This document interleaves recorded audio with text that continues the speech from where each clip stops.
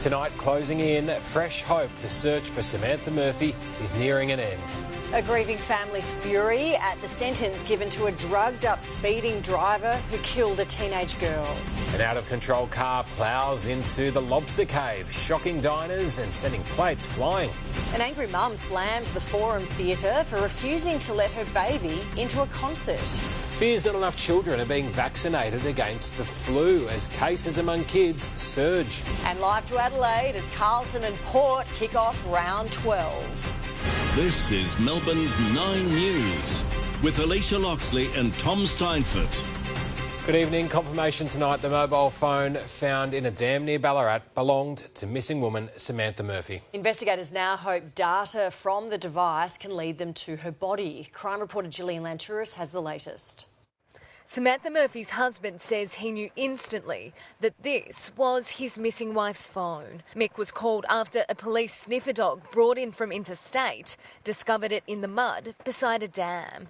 Nearly 4 months after the 51-year-old mother went for a jog and never came home. This is the game changer for the investigation. The search took place at a property near Slaughterhouse Road, south of Buninyong. Of all the waterways to explore, they've chosen this one, I believe quite firmly, for a reason. The homeowners have told 9 News they were approached by detectives just weeks after Miss Murphy's disappearance. Warned the area would be searched, considering the dam is just 5 kilometres away from the phone tower that triggered her mobile's last ping.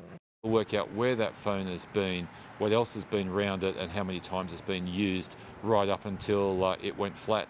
The phone was inside a wallet that held identification cards. Now, crucial pieces of evidence. Forensic investigators are hoping data from the actual device could reveal her movements on that day in early February and possibly lead them to her body. Well, the physical components of the phone will obviously be damaged, but what's behind it, those ones and zeros, the data will be retrievable. So, for example, an exercise app where information has been backed up. Police divers searched through the dam yesterday but found no further trace of Samantha Murphy. It's understood police will continue to look for clues along this road and try and answer the burning question of why and how her phone ended up at this rural property. Detectives have been out today targeting various areas, but nothing was uncovered. Samantha's accused killer, 22-year-old Patrick Oren Stevenson, was arrested in March just 7 kilometres away from where her phone was found. It's understood he's still not cooperating with police. Detectives are now one step closer to providing answers for her loved ones. In Ballarat, Gillian Lantouris, 9 News. The family of a young woman killed in a high-speed Thomastown crash is furious. Their daughter's killer could walk free in just over a year and a half. Shay Proctor had a shocking driving history and was high on drugs when he left his teenage friend to die. Neri Tai was in court. Furious loved ones could barely hide their anger and devastation after leaving the county court. It's a joke, it's a disgrace. Shay Proctor was sentenced to 4 years and 7 months, with an on-parole period of 2 years 10 months over a deadly collision which claimed the life of his passenger, Lara Guglielmi. But with time already served, he could be free in just over a year and a half. He gets out in 2 years and does the same over and over again. The father of 3 was high on meth when he was speeding at more than 170 kilometres per hour in a stolen car, slamming into a Mercedes in Thomastown. Instead of helping the injured, Proctor fled the scene following the fatal crash in March 2023. She was the sweetest girl you could ever meet. Today, the court heard Proctor has spent most of his life in prison since the age of 16, with a long list of prior convictions, including driving offences. In June 2021, he was involved in a police chase. Disqualified from driving, he was the subject to a CCO in late 2022 and was only released from prison in February 2023, around a month before the deadly crash. In sentencing, Judge Johns took into account Proctor's plea of guilt in the Koori court, noting the Aboriginal man had a turbulent childhood. He would often flee home to escape family violence. He gets to live his life with his kids while we're one kid short. Neri Tai, 9 News. Shock and disbelief were on the menu at a popular Bayside restaurant last night. As Julia Passarelli reports, the dinner service at the Lobster Cave in Beaumaris was rudely interrupted when a car came crashing in. They didn't expect this in the middle of dinner, but it's what dozens of diners were served at the Lobster Cave last night. Call an ambulance and call police.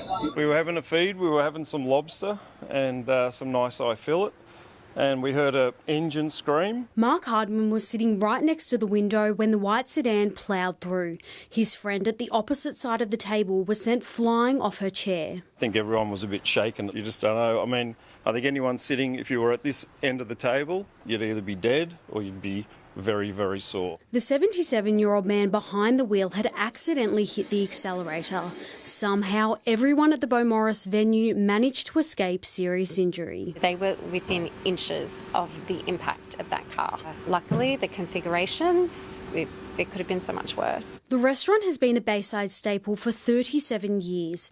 Incredibly, this is the third time a car has come crashing inside. I would like to see perhaps something along the lines of bollards being put up to protect our community, because, as I said, this happened about 2 weeks ago on the other side of the concourse to a different trader, and it could happen to anybody. The team here at the restaurant say this clean-up will take at least a couple of days, so they've cancelled tonight and tomorrow's bookings, but are hoping to be back open by Saturday. We need to go through a process with our insurance company and obviously repairs to make sure the venue is safe to operate. Julia Passarelli, 9 News. A Geelong mother is demanding answers after she was refused entry to the Forum Theatre with her 5-month-old baby. Stephanie Anderson joins us with more on this. Steph, she was told her daughter was a risk to the venue's licence. Yeah, that's right, Alicia. Jasmine had little Sana strapped to her chest with her headphones on when she and her partner joined the line outside the Angie McMahon gig at the Forum last night. But the mother says that staff then came and pulled them out of the queue and said that they wouldn't be allowed inside with their daughter because it was a strictly 18+ event, and Sana being there would risk the venue's licence. Now, it didn't sit well with Jasmine last night and it still doesn't today, so she's contacted the Minister for Women and the Equal Opportunity Commission to ask how and why a decision like that could be allowed. If there is a licence at risk here and that a mother with a young child is going to put that licence at risk for a venue, I want to understand what it is, and I'd really like that law to change. Like, it doesn't seem to make much sense, and to be quite frank, it seems a bit discriminatory. Now, Angie McMahon is the artist that Jasmine was heading there to watch perform. She's been in touch today and wasn't in any way involved in this decision. We've also reached out to the Mariner Group, which is the group that owns the Forum. We're yet to hear back from them tonight, but Jasmine is very keen to see this through, saying she wants to make sure other mums who want to go to a gig feel welcome. Alicia? OK, Steph, thank you. One of Victoria's largest childcare providers has been targeted in a cyber attack. Amber Johnston is following the story for us. Amber, what information was compromised in this breach? Well, people's identification documents, Tom, and to put it simply, it basically affects anyone who has walked through the doors of a Guardian at Childcare Centre, and in Victoria alone there are 60 in total. So as you can imagine, this has possibly affected upwards of thousands of families, many of whom received an email sometime this afternoon telling them that cyber criminals have hacked the centre's IT systems. We'll put the statement up on the screens now. It reads, following an extensive investigation of the incident, we have become aware that a scanned image of the ID document you provided at the time of your visit may have been compromised by the attacker. The company has assured it's not taking this lightly and says it's currently working with authorities and cyber security advisors to strengthen its systems. At this stage, it says no other information has been compromised, but it has given advice to anyone who might be feeling a little bit worried about this attack. It says they should be contacting whoever provided their ID and possibly consider getting a replacement, as well as telling them to keep an eye out for any unusual scam activity. All right, Emma Johnston, thank you. As we just saw, Melbourne's spell of warm and sunny weather has come to an abrupt end. Livinia Nixon joins us now with the very latest, and the showers, they've arrived, Livinia. They have, Alicia. It's been a very windy day around Melbourne, and that's been ahead of a rain band moving across from the west. It hit the city just in time for the evening commute, and we're expecting the showers to deliver 5 to 10 millimetres to most suburbs. A little heavier in the northeast. They should clear around 10 p.m. Because it's been so long since we've had any decent rain, the roads will be very slippery, so the Bureau has issued a road weather alert for all suburbs, urging motorists to slow down and keep a little further back from the car in front of you. Always good advice, Alicia and Tom. All right, Livinia, thank you. Well, doctors are pleading with Victorian parents to get their kids vaccinated against the flu as soon as possible. As medical reporter Emily Rice explains, they're seeing a 20% pre-winter surge in cases for children under the age of 15. 13-year-old Sandra has rolled up her sleeves to reduce the chance of catching the flu. So I don't get, sick and so I can take care of myself. The teenager did not even flinch when having her shot at the Royal Children's Hospital immunisation clinic. Well done. Influenza infections in children and teens under age 15 are up 20% compared to the same period last year. That's almost 21,000 lab-confirmed cases. And that makes up about a third of the total number of cases across the country. More than 90% of 5 to 15-year-olds are not yet vaccinated against the flu this year. Similarly, an estimated 86% of under 5-year-olds are not inoculated. And the fact that we've got such low vaccination coverage rates is certainly a part of the problem. Dr Anthea Rhodes says new polling shows confusion exists over vaccine guidelines. Parents sometimes are not aware that they need to get the vaccine every year for their children because the flu virus changes each year. Paediatricians want to remind families that influenza in children can be really serious. In fact, it's the leading cause of preventable hospitalisations in under 5-year-olds. Some of the complications we see, particularly in young children, include pneumonia, infections of the heart, the brain. And while needles can sting, some post-immunisation fun makes it all worthwhile. Emily Rice, 9 News. There's been a shock development in the murder trial of Toby Loughnane. The jury has been dismissed after just a single day of evidence. The 44-year-old is accused of killing his girlfriend, Mariam Hamka, and burying her body near Cape Shank. Mr Loughnane has pleaded not guilty to murder, arguing that Ms Hamka died of a drug overdose. Details of why the jury was discharged can't be reported for legal reasons. A new jury is expected to be impanelled on Monday. The federal government is using drones to track convicted murderers free in the community as it waits for court approval to lock the foreign criminals back up. The embattled immigration minister is vowing to cancel more visas, which now is threatening a diplomatic rift with New Zealand. Here's Charles Croucher.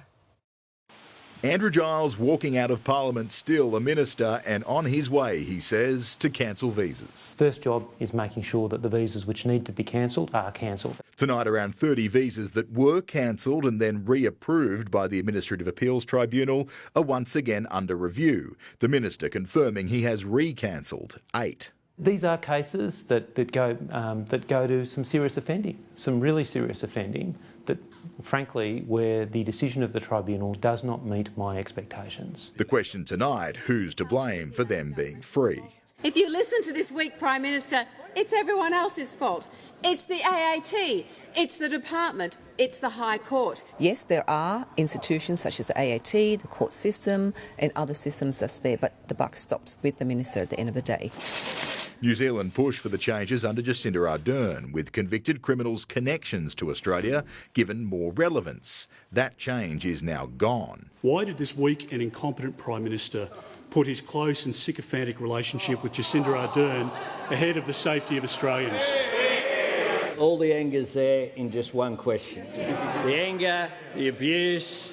Today, Deputy New Zealand Prime Minister Winston Peters said we do not want to see deportation of people with little or no connection to New Zealand whose formative experiences were nearly all in Australia. What we do is we determine our own policy according with our own interests. Last year, Parliament rushed back to allow preventative detention orders to re-detain criminal migrants deemed a risk to the community.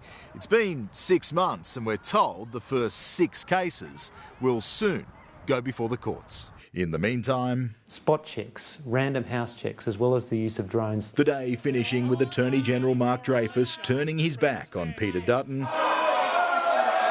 The government tonight desperate to put the whole affair behind them.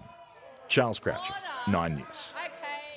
The Allen government, meantime, has ruled out introducing ankle bracelets to track family violence offenders, arguing they won't work. Instead, from next year, protection orders will be strengthened and case management improved to keep women and children safe. State political reporter Heidi Murphy.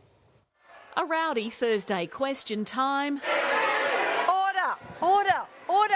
Falling silent to hear about new proposals to tackle family violence. It makes me furious, and it is why I am acting. Under proposed reforms, police will have powers to hand out longer emergency safety notices, and there'd be a new minimum length for intervention orders issued by the courts. These changes will deliver strong and longer family violence intervention orders. How much longer? I'm not ruling out particularly a time frame or many matters. 6 to 12 months is just not long enough, and people want protection for much longer than that, if not forever. The new laws to come sometime next year, but electronic monitoring of offenders is not on the cards. When you have an ankle bracelet, it can provide a false sense of security or a belief that there's going to be an immediate response. That is not the reality. Other new measures will be focused on trying to change the culture, starting in schools with more intensive respectful relationships classes. There'll also be age-appropriate material about toxic masculinity, hate speech and porn. And there'll be training for bar staff to identify and prevent sexual assault. We're also doing things that other states haven't been doing. I think we all share in the same destination here, which is keeping the community safe. Heidi Murphy, 9 News. Disgraced AFL legend Barry Cable will fight criminal allegations he sexually abused a girl as young as 9 more than 50 years ago. The 80-year-old today pleaded not guilty after he was charged with 7 offences last week. The former North Melbourne star was supported by his 2 sons as he left a Perth court today. The league stripped Cable of his Hall of Fame status last year following a civil judgment that found he'd groomed and sexually abused another young girl in the late 60s and early 70s. Allegations he's denied. We have breaking news for you now, and Alicia Clarkson has avoided suspension over a verbal outburst during North Melbourne's loss on the weekend. Let's go live now to our chief football reporter, Tom Morris, who is covering this story. Tom, take us through how the AFL has reached its decision. Yeah, Alicia, it's as simple as this. The league confirmed what Clarkson said, but they couldn't verify who he said it to, which means the 4-time Premiership coach will be free to oversee North Melbourne's next match in round 13. Now, the AFL Integrity Unit ramped up its investigation this morning, speaking to a security guard and an AFL match manager who made the report after the game. They both witnessed the incident on Saturday. The match manager used to work at North Melbourne when footy boss Laura Kane was there, and the security guard's strong view was Clarkson's words were directed towards the umpire's bench. Clarkson is understood to be remorseful for using foul language in the earshot of officials and fans, and has yet again vowed to learn from the experience. But for now, at least as far as the AFL is concerned, this matter is closed, notwithstanding the reality that Clarkson really still has a 2-match suspended sentence hanging over his head until the end of 2025. And a statement from North Melbourne and the league is imminent too. I'll have both of those in sport at 6:45. Look forward to that, Tom. Thank you. All right, let's have a look ahead to the rest of the day. Sport now, Tony Jones. Thanks, guys. Coming up a little later on, we're live to Adelaide Oval, where the Blues are ready to take on Port. Also, the teams for the rest of the round are coming in. Xander Maguire. Well, Max Gawn has been named. He's fit to play despite battling a calf corky through the week and in last week's game. Harrison Petty also good to go despite him being subbed off in that game too. As for the Pies and their injury crisis, well, Tony, it's a forgotten high flyer that could be coming to the rescue. I have all those details in sport. Look forward to it. Also tonight, speaking of the Pies, their mid-season pickup, who has a website dedicated to himself. The Bombers battle a bug big time. Ross draws on some Olympic gold to ease the pain. At Roland Garros, the defending champion fights back in an absolute epic. And a sad day for rugby union. It's the Rebels without a cause. That's all coming up a little later on in sport. You'll be our culture correspondent later as well, we hear. Oh, I am a very cultural person, Alicia, as you know. We know. I'm not sure everyone else knows, so stick around. Oh, nice slap. We'll see you soon. All right, ahead for your Melbourne's 9 News. Flight drama. Jetstar cabin crew taken to hospital after they were overcome by fumes. Plus, Donald Trump compares himself to Mother Teresa as the jury deliberates. And lava spews 50 metres into the air, threatening towns in Iceland.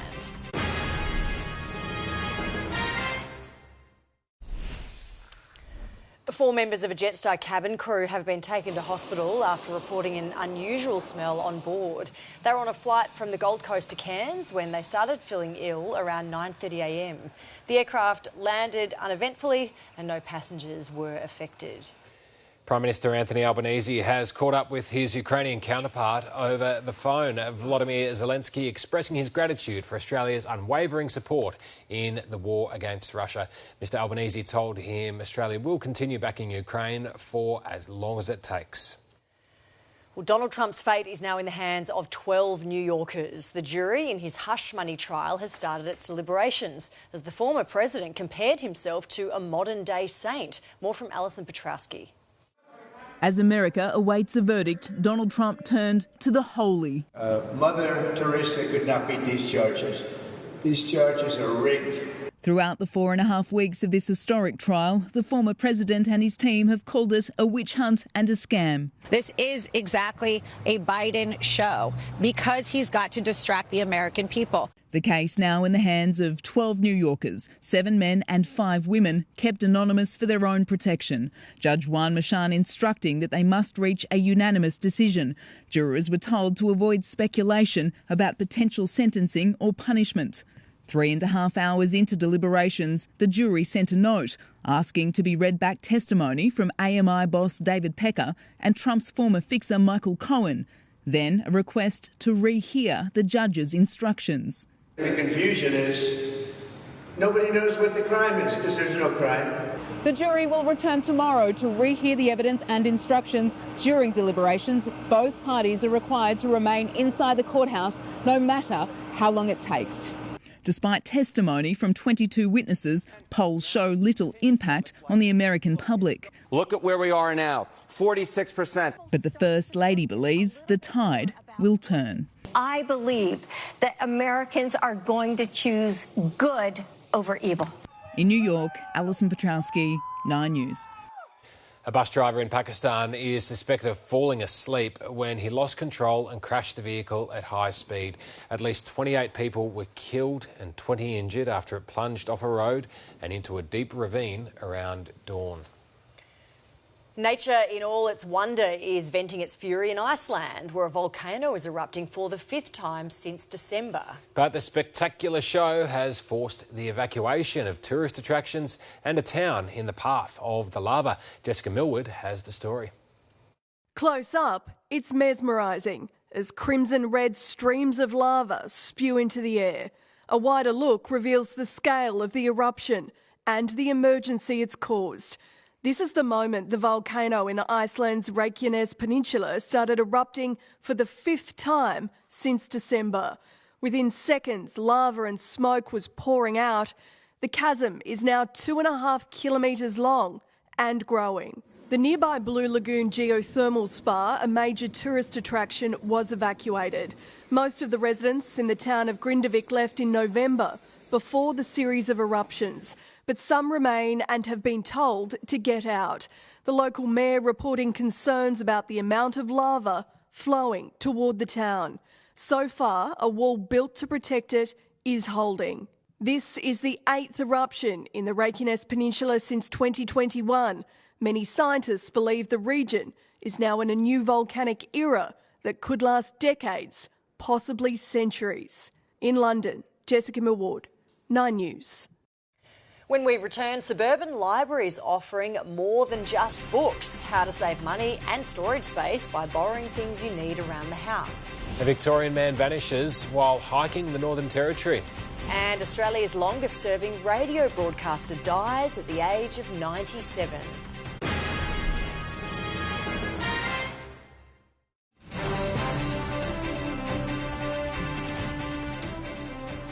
A Australia's longest-serving radio presenter has passed away at the age of 97. The veteran broadcaster's career began in 1942 at 3XY Melbourne and spanned more than 7 decades. He was awarded a medal into the Order of Australia in 2010, retiring just 4 years ago in 2020.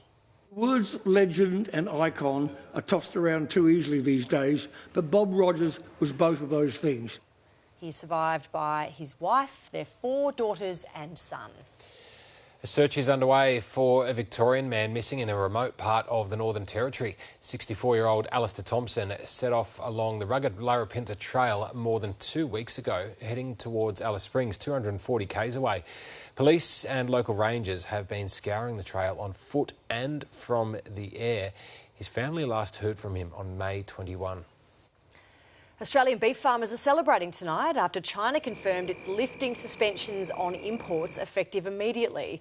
It represents a further thawing in relations between Beijing and Canberra, with billions of dollars in trade restarting in the last 2 years.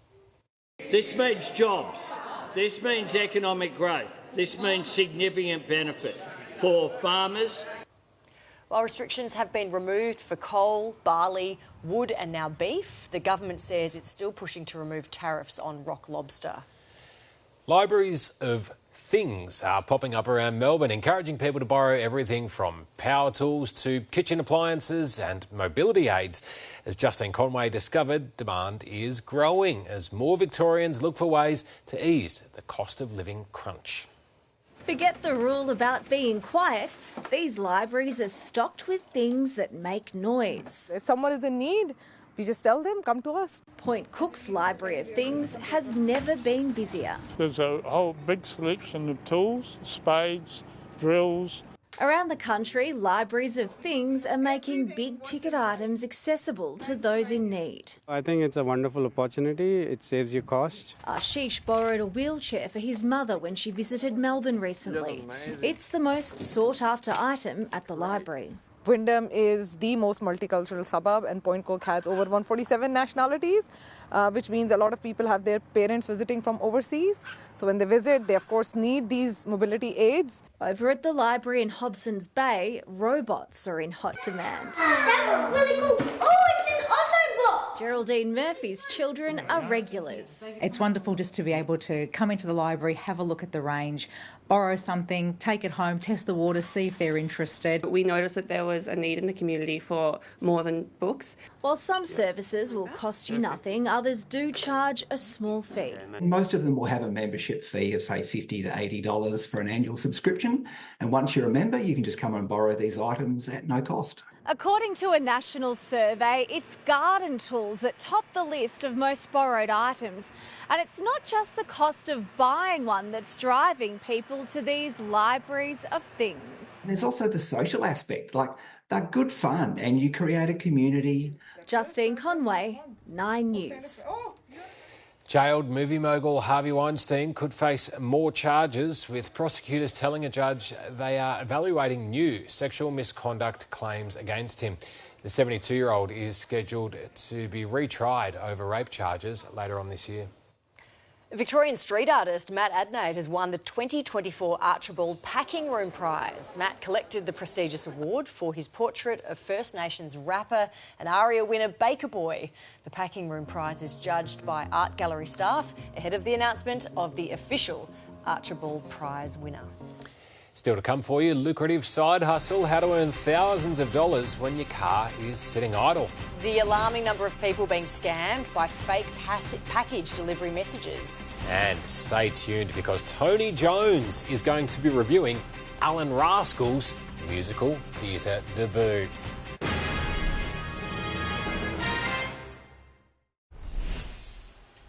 Wednesday finance for you now, and our share market fell for a third straight session. Stephanie Anderson has the details. The sell-off on the Australian market continued today. The ASX 200 dropping another 0.5% as inflation concerns weighed on investors. Miners and energy stocks led the falls, BHP walking away from its $74 billion bid to take over Anglo American. Fortescue Metals also finished in the red, along with Santos and Origin. Woolworths lost ground while Coles closed higher. Telstra ended the day flat. And the Aussie dollar delivered mixed results against the majors. It's buying around 65 US cents and 51 British pence. Well, it's described as an Airbnb for cars, an online platform helping cash-strapped Victorian drivers unlock a lucrative side hustle. Abby Guerin tells us they're earning thousands of dollars by renting out their cars. Stuart Oliver's Nissan is much more than a way to get from A to B. It's now part of a growing business. One car was making, say, $250, $300 a week. So I thought to myself, right, let's put another one on there. 2 years ago, the painter-decorator turned to Turo, the world's largest car-sharing marketplace, after a road accident left him unable to work and his vehicle sitting idle in his driveway. You just take a few pictures, put the rego in, follow the prompts. It's pretty easy. It's just a case of downloading the app and following the instructions. It's as simple as setting a price, then handing over the keys to your Turo guest. Then we have a lot of hosts who treat it like a small business. They've got 3 to 9 or 10 cars, and it's really about having maybe a secondary income. There are now 360,000 vehicles listed globally, and Turo claims Australian hosts earn, on average, almost $13,000 per car per year. The company takes a cut of the listed price from 10 to 35%, depending on the level of protection owners choose for damage suffered during a rental. Turo's proving most popular with holidaymakers. 2/3 of guests are out-of-towners, and while prices vary, it's the platform's convenience that's winning them over. They get in and get out, and that's what they love about it. Abby Guerin, 9 News.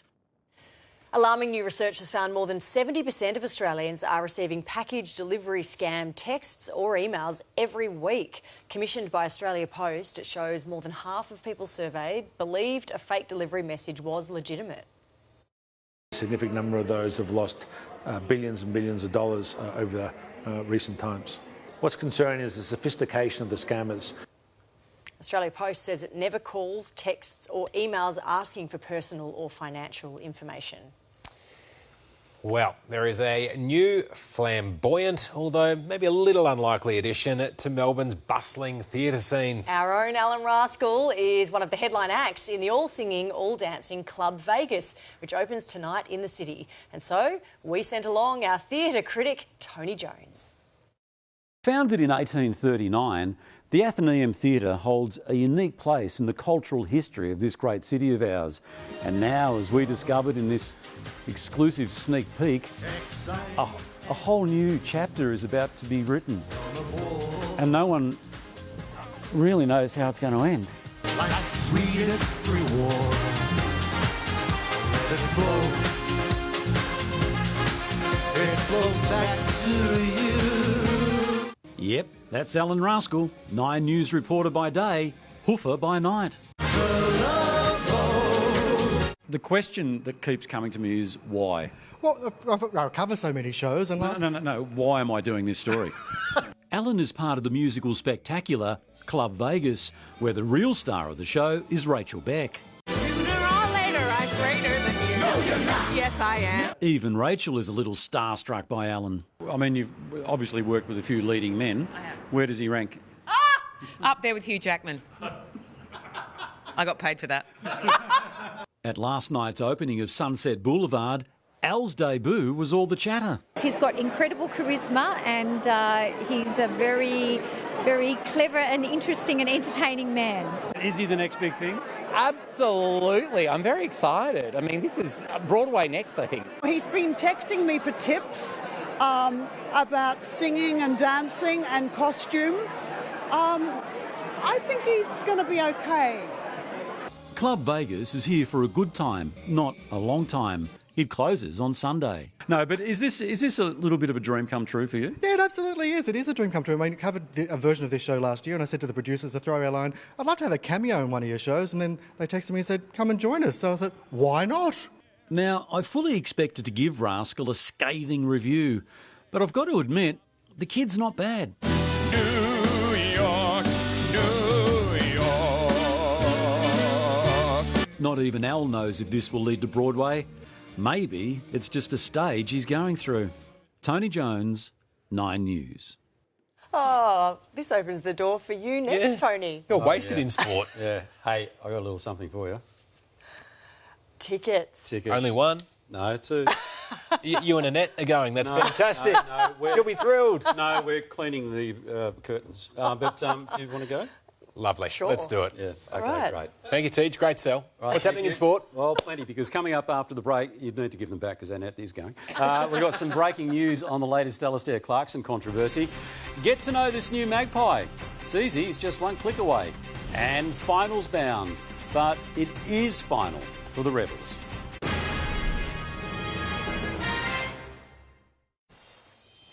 Well, let's start with the big development in the Alicia Clarkson story. Chief Footy reporter Tom Morris rejoins us. Tom, what's happened now? Yeah, Tony, Alicia Clarkson has acknowledged that he lost his temper in a moment of frustration while coaching from the bench on Saturday in North Melbourne's loss to Port Adelaide. He said, "It was undisciplined by me and I've expressed my apologies to the AFL. As a club, we can do without these distractions, and as such, I've agreed that it's best if I remain in the coach's box on match days for the rest of the season." Jennifer Watt, the CEO of North Melbourne, said that Clarkson's language was inappropriate and the club fully supports him as he works to improve his reactions. And that's that for Clarkson, Tony, at least for now, because he does have a long rap sheet. But for now, he's been let off. All right, Tom Morris there with that development. Well, Collingwood has made 5 changes ahead of tomorrow night's clash with the Bulldogs. Let's go live to Xander Maguire with the details. And Xander, they've been forced to get a little creative.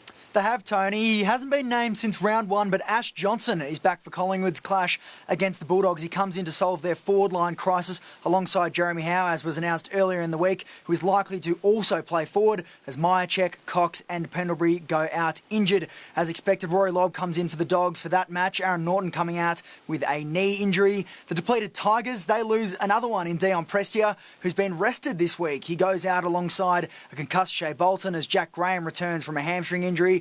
And the Bombers, they get Harry Jones back from a 1-week suspension, but they lose last week's debutant Nate Caddy to illness. Still, they're considering this a clean bill of health, given how the broader club was affected by a virus during this week.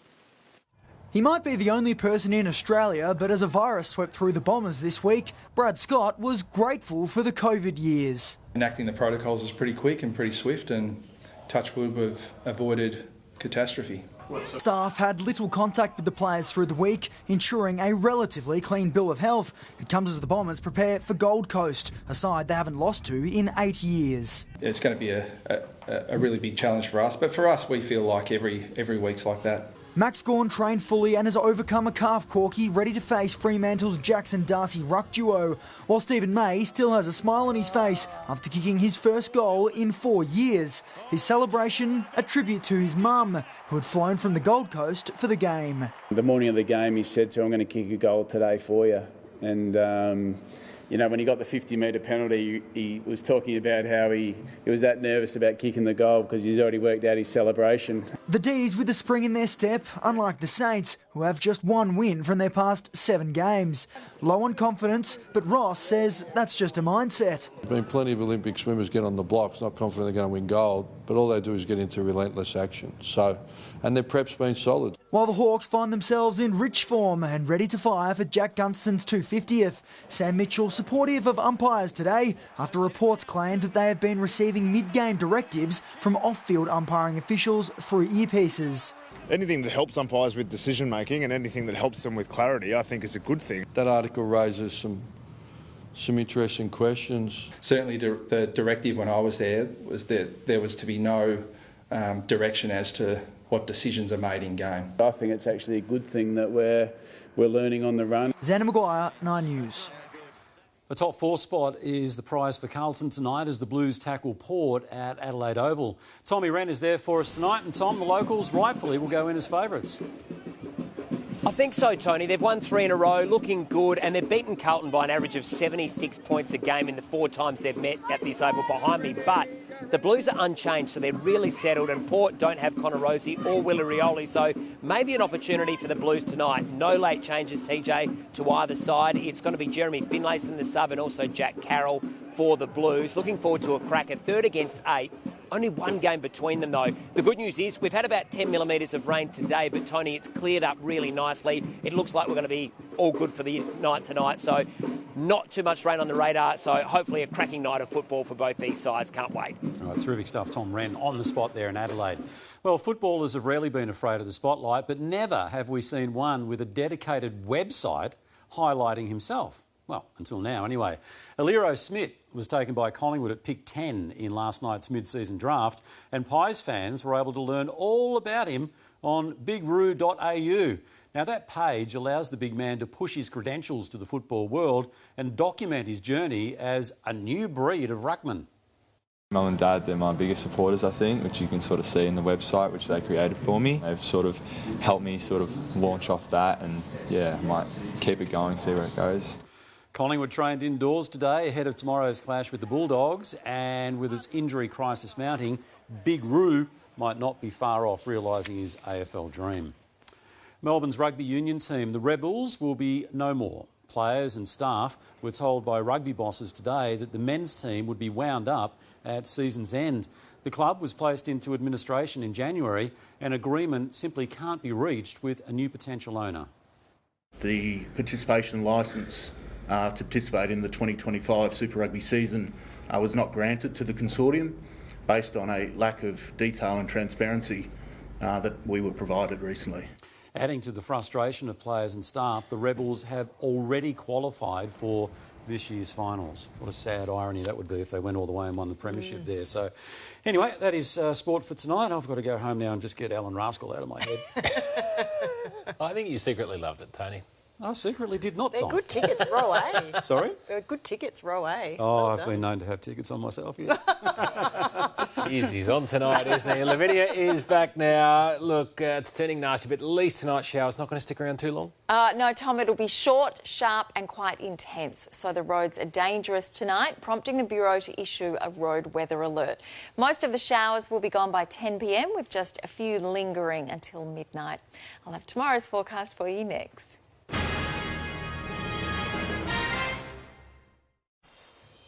Hello again. It was almost balmy in Melbourne before rain arrived this evening. The windy conditions kept it very mild overnight. The city only dropped to 15 degrees before warming up to 20. It's dropped back to 16. Moorabbin was hit with a gust of 80 kilometres an hour this morning. Northern and western suburbs clocked more than 70. And after such a mild night, most suburbs warmed up to 20 or 21 before the rain arrived. There's been 2 or 3 millimetres so far. It should be 5 to 10 before it clears around 10 p.m.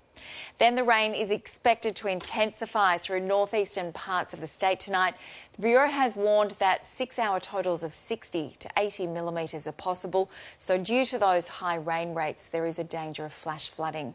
A severe weather warning for damaging winds is also still in place for the Otways, central and eastern ranges. There's already been gusts of more than 100 kilometres an hour over alpine areas. Ahead of the rain band moving in from the west, that system has left totals of around 10 millimetres behind, and it'll clear out through eastern parts of the state tonight.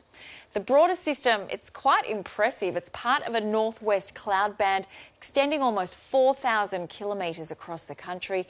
That's tapped into tropical moisture in the Indian Ocean and is being pushed across by this strong cold front. And while there'll be mostly dry skies across Victoria tomorrow, the rain will move further up the coast. It'll be particularly heavy around Sydney across the weekend. There's only light showers forecast there tomorrow, but up to 35 millimetres on Saturday and 60 on Sunday. Up to 20 millimetres for Canberra tomorrow. The entire state of Tasmania will be under a severe weather warning for damaging winds tomorrow. There'll only be light showers in Hobart, but the winds will hit the city in the late morning. Adelaide finally broke its dry spell overnight with 10 millimetres so far, as we've already heard, and another 10 on the way tomorrow as it heads to 17 degrees. Back home, the rain will clear the far east in the early hours, but light scattered showers will continue on and south of the ranges temperatures during the day, and they'll fall the snow above 1,400 metres. But there'll be dry skies through the north with maximums in the high teens. The far east will be the warmest part of the state, with both Orbost and Mallacoota heading for 21. The southwest will be the coolest, 13 at Ballarat and Hamilton. There's a chance of a light shower around Melbourne early tomorrow, but it'll be a mostly dry and partly cloudy Friday. Once again, overnight temperatures will stay in double figures, then most suburbs are heading for 17. Dry skies for Geelong and a top of 17. The city's heading down to 13, then it should also reach 17. For the start of winter on Saturday, a foggy morning, then 14 degrees under partly cloudy skies. A little bit brighter on Sunday, 15 degrees. Light showers Monday and Tuesday, both days clocking in with maximums of 15. Rain on Wednesday. At this stage, it looks like around 10 millimetres and 14 degrees. 15 with a few showers next Thursday. Melbourne will have a much calmer day tomorrow. After a low of 13 with a lingering morning shower, we'll have a partly cloudy top of 17, and that will be it, the final day of autumn. Oh, only 93 days till spring. Home stretch now. Who's counting? Yeah, not Tom long. is. All right, good on Livinia. Thank you. That is 9 News this Thursday. Ali's up next with the current affair. We hope you have a great evening. For now, good night.